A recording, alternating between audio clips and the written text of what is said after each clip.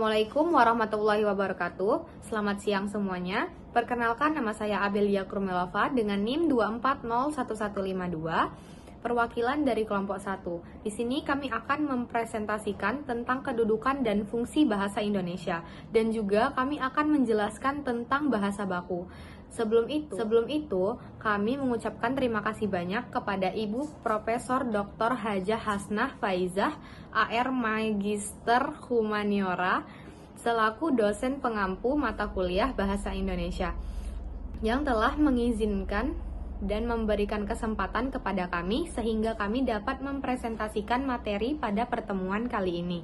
Selanjutnya, saya akan memperkenalkan anggota kelompok saya. Yang pertama dengan saya sendiri, yaitu Abelia Kurmelova dengan NIM 2401152. Dan yang kedua ada Anjli Rahmayani dengan NIM 2401157. Dan yang ketiga ada Aisyah dengan NIM 2401154. Dan yang keempat ada Adelia Priska Borugirsang dengan NIM 2401153.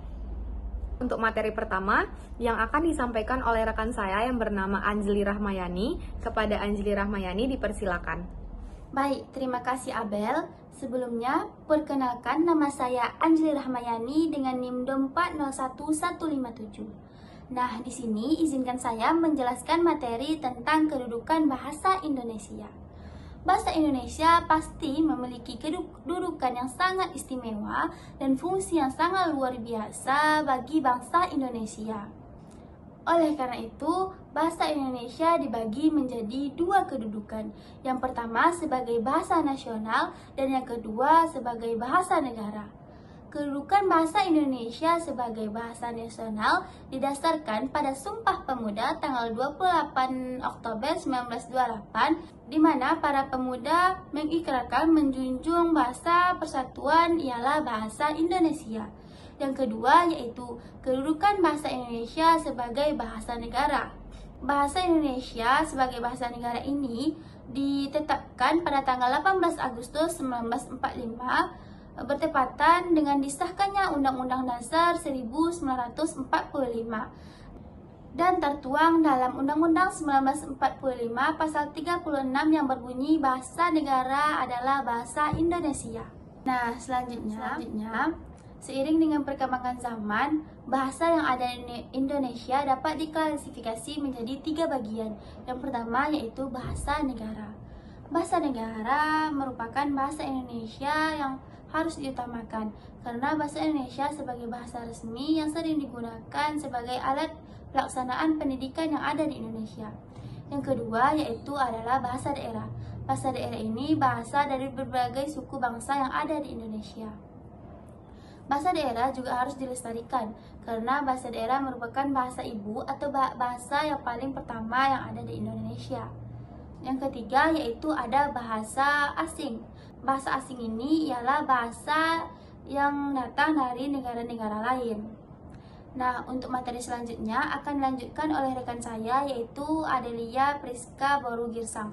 Kepada Adelia dipersilahkan. Baik, terima kasih Anjli.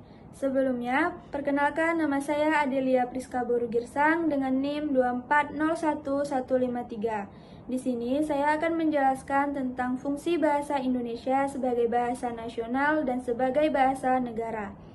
Yang pertama, fungsi bahasa Indonesia sebagai bahasa nasional.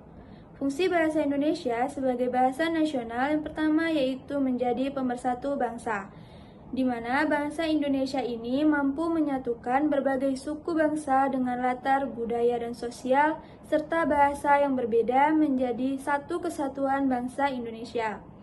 Yang kedua, sebagai identitas nasional. Sebagai identitas nasional, bangsa Indonesia menjadi cerminan dan simbol dari jati diri bangsa Indonesia. Yang ketiga, sebagai kebanggaan nasional. Sebagai kebanggaan nasional, bahasa Indonesia dapat menyatukan beragam bahasa daerah menjadi satu bahasa utama yang digunakan. Yang keempat, menjadi sarana komunikasi. Bahasa Indonesia digunakan sebagai sarana komunikasi antar daerah dan antar budaya daerah. Selanjutnya, fungsi bahasa Indonesia sebagai bahasa negara. Yang pertama, sebagai bahasa resmi negara. Bahasa Indonesia digunakan dalam segala urusan resmi negara, termasuk pemerintah, hukum, dan komunikasi antar lembaga negara. Yang kedua, sebagai bahasa pengantar di lembaga pendidikan. Bahasa Indonesia menjadi bahasa pengantar utama dalam kegiatan belajar mengajar di lembaga pendidikan, mulai dari sekolah dasar hingga perguruan tinggi.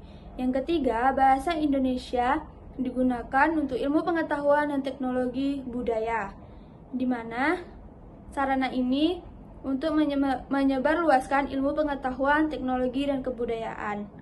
Itulah penjelasan dari saya. Materi selanjutnya akan disampaikan oleh rekan saya, yaitu Aisyah.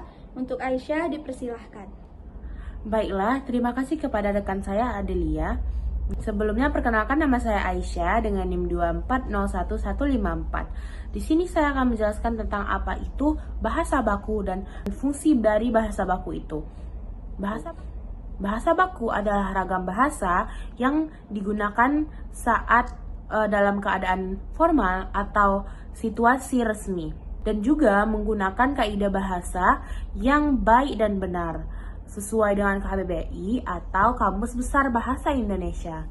Bahasa baku ini juga diartikan sebagai bentuk bahasa yang telah melalui proses pembukuan, yaitu tahap menegakkan tata bahasa dan kamus secara terkait. Nah, ada beberapa fungsi dari bahasa baku ini. Yang pertama, sebagai pemersatu. Bahasa baku ini dapat mempersatukan penutur atau penulis menjadi satu kesatuan. Yang kedua, pemberi ciri khas. Bahasa baku ini dapat membedakan kita dengan masyarakat lain yang menggunakan bahasa lainnya. Yang ketiga, pembawa kewibawaan. Bahasa baku ini dapat memperlihatkan kewibawaan pemakainya. Yang keempat, kerangka acuan. Bahasa baku ini menjadi tolak ukur bagi benar atau tidaknya pemakaian bahasa seseorang. Baiklah, sekian dari saya. Selanjutnya akan dilanjutkan oleh teman saya, Abelia Kurmelova. Terima kasih Aisyah. Sebelumnya perkenalkan, nama saya Abelia Kurmelova dengan NIM 2401152. Di sini saya akan membahas tentang penggunaan kata-kata baku, yaitu masuknya istilah-istilah yang digunakan merupakan istilah-istilah umum yang sudah lazim digunakan atau yang frekuensi penggunaannya relatif tinggi. Kata-kata yang belum lazim atau masih bersifat kedaerahan sebaiknya tidak digunakan, kecuali menggunakan pertimbangan-pertimbangan khusus. Bahasa bakunya bagaimana, sedangkan bahasa tidak bakunya gimana caranya. Bahasa bakunya Senin, sedangkan bahasa tidak bakunya Senen. Bahasa bakunya uang, sedangkan bahasa tidak bakunya duit. Nah, sekarang kita akan membahas tentang perbedaan bahasa baku dan tidak baku. Bahasa baku, kata yang sesuai dengan kaidah bahasa Indonesia yang ditetapkan, seperti yang tercantum dalam Kamus Besar Bahasa Indonesia.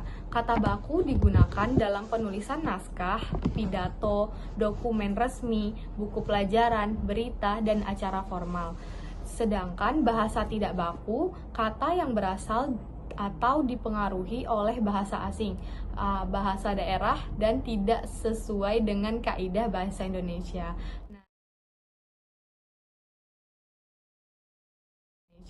Nah, sekian presentasi dari kelompok 1. Lebih kurangnya saya mohon maaf. Wabillahi taufiq wal hidayah. Wassalamualaikum warahmatullahi wabarakatuh.